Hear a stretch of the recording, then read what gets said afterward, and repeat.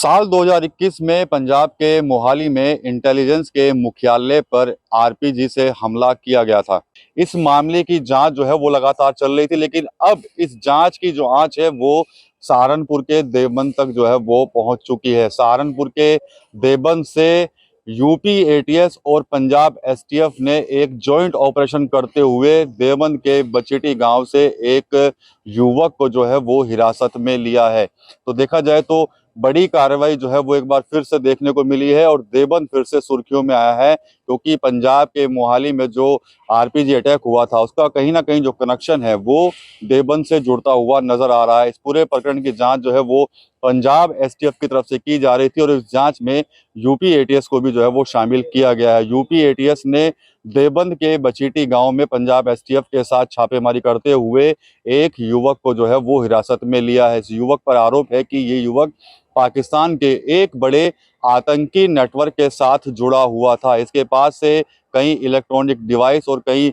संदिग्ध चीजें जो है वो दोनों टीमों के द्वारा जो है वो बरामद की गई है। साल 2021 का यह पूरा प्रकरण है। इस मामले में कई लोग बताए जा रहे हैं पूर्व में भी अरेस्ट हुए थे, लेकिन इस प्रकरण की जो जांच चल रही थी उस जांच में अब देवबंद का भी नाम जो है वो शामिल हुआ है और देवबंद के बचीटी गांव से एक युवक को हिरासत में लेकर यूपी एटीएस और जो पंजाब एसटीएफ है वो लेकर निकली है और उससे पूछताछ जो है वो की जा रही है। बताया जा रहा है कि जो बचेटी गांव का जो युवक है वो इन जो ब्लास्ट के अंदर जो शामिल थे उन लोगों के साथ उसका कनेक्शन निकल कर आया है। कई तरह की ओटीपी उसके द्वारा शेयर की गई हैं, कई व्हाट्सएप ग्रुप से जो है वो जुड़ा हुआ था। कई दिनों से इसकी तलाश थी और अब कामयाबी मिल गई है और यूपी एटीएस के साथ साथ पंजाब जो एसटीएफ है उन्होंने ये जॉइंट ऑपरेशन करते हुए देवबंद के बचीटी गांव से उस युवक को जो है वो अपनी हिरासत में ले लिया है और उससे पूछताछ जो है वो की जा रही है।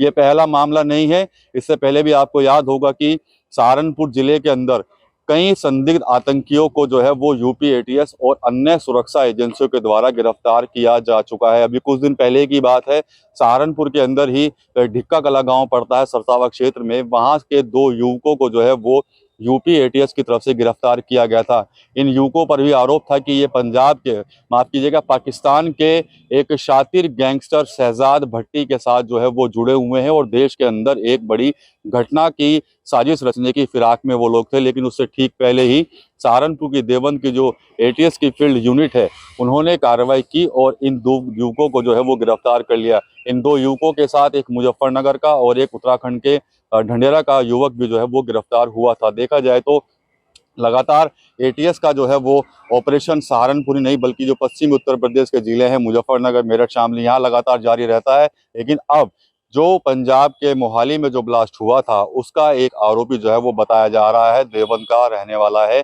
फिलहाल जो एजेंसियां हैं वो उस युवक से पूछताछ कर रही हैं, उसके अन्य जो साथी हैं उनकी तलाश कर रही है। युवक से पूछताछ में क्या कुछ निकल कर सामने आता है ये पंजाब एसटीएफ की तरफ से जो है वो ब्रीफ किया जाएगा। फिलहाल एटीएस सहारनपुर की जो फील्ड यूनिट है देवबंद की वो और पंजाब एसटीएफ उस युवक से जो है वो पूछताछ करने में जुटी हुई है और पूरा जो मामला समझने में जो है वो लगी हुई है। बताया जा रहा है कि उस ब्लास्ट के अंदर जो लोग शामिल थे, उस आरपीजी हमले के अंदर जो लोग शामिल थे उनके साथ सीधा कनेक्शन जो है वो इस युवक का निकलकर सामने आया है। अब इंतजार है पंजाब एसटीएफ और यूपी एटीएस की ब्रीफिंग का कि आखिर ब्रीफिंग में वो क्या कुछ जो है वो शेयर करते हैं और किस तरह के आरोप जो है वो उस युवक के ऊपर है। तो बड़ा मामला एक बार फिर से सहारनपुर में देखने को मिला है और सहारनपुर के देवबंद में एटीएस और पंजाब एसटीएफ ने बड़ी कार्रवाई करते हुए पंजाब के मोहाली में इंटेलिजेंस मुख्यालय पर हुए आरपीजी हमले के कनेक्शन से जुड़े एक संदिग्ध को जो है वो हिरासत में लिया है और उससे पूछताछ की जा रही है। टीम 9 यूपी के लिए सहारनपुर से विकास कपिल।